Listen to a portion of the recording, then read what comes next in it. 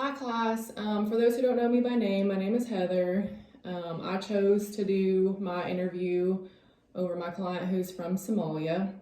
So today I'll be discussing some of the important facts to better care for a client who practices the Islam faith. So caring for the hospitalized client, it's important to have gender-specific care.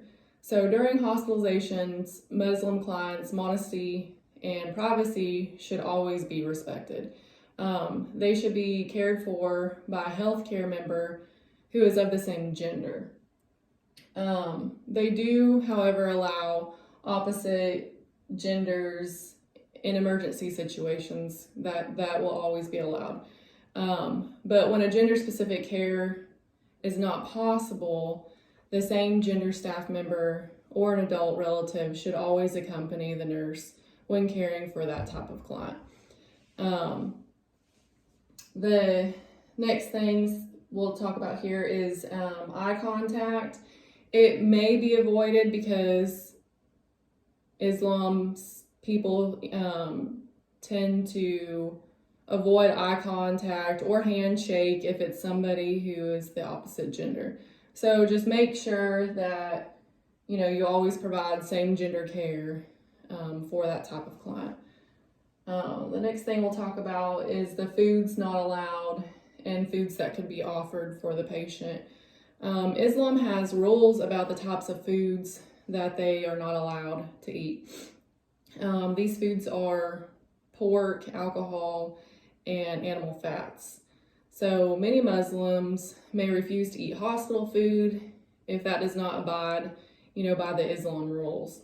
They may prefer meals brought from home by a family member, as long as, the diet allows it and it's pre-approved, that may be a possibility. They may ask, if food could be brought in from home. However, they should be given options of having eggs, seafoods, and many fruits and vegetables are incorporated in their diets. They also have grains, so like the rices and stuff like that is typically a favored side dish to go with their meat portion. Let me go to the next one. Also on nutrition and foods, Muslims practice during the month of Ramadan is a fasting month for them. So it's important to always check the insulin or blood sugar for those who are requiring insulin during those fasting times. That may be an issue that comes up for those type of patients. The next one, visitors and religious practices. Family and friends must visit the sick often. So in their practice, they always like to pray over the sick members or community members, neighbors. So to visit the family members often is a big part of their faith, and they feel obligated that they need to do that. So at times, this can be overwhelming, but healthcare members, should be sensitive when dealing with this situation while maintaining the safety and clinical care of clients and their need for rest, who's in the hospital. Medications is next. We're going to talk about that. It's allowed if no alcohol, gelatin, or pork products. But in emergency situations, Islam does allow these medications. Medications to treat the sick are allowed.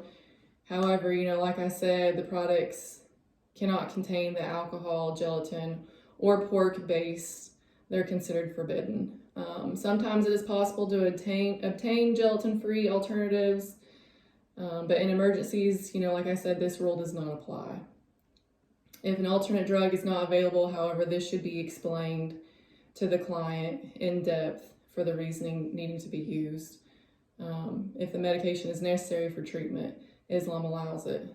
But reading the Quran also is another way that they practice healing the patient along with medications. So the left hand, when caring for this type of patient, is considered unclean. So when handling things with that patient, we need to make sure we feed with the right hand, give medications with the right hand, and handing things with the right hand, because the left hand is unclean. If you were starting to show left-handed tendencies growing up, and their family corrects that left-hand behavior and switches it to where you become right-handed because they don't practice using the left hand for anything. It's the unclean hand. So just make sure you always do things with the right hand when caring for that client. After death care, once the patient dies, or during death, they like to pray over, the dying patient and face the patient towards Mecca is the way they like to practice. After the patient passes, the after death care, they prefer to wash the body themselves, typically by a Muslim person, a lot of times within the same family, but if it's not the same family, it just must be Muslim and same gender. Now that rule doesn't apply if it's a child. If it's a child, it can be an opposite gender, but most typically, if it's not a child, it needs to be the same gender of the Muslim faith. After the body is washed, then they like to wrap the body in a white shroud, and the body should be buried as soon as possible. They practice some organ donation. Not all Muslims practice organ donation, but it should be offered to every patient or their family member if that's something that they wish to do. But that pretty much wraps up the important highlights of caring for the Islam patient. Every culture has their way of doing things and practicing their beliefs on many issues. It is important in healthcare that we acknowledge and are sensitive to their cultures and ways. Adapting a person's care to their culture preferences will make their time at the hospital easier, with better outcomes and experiences for not only the patient, but for the healthcare members as well. Thank you.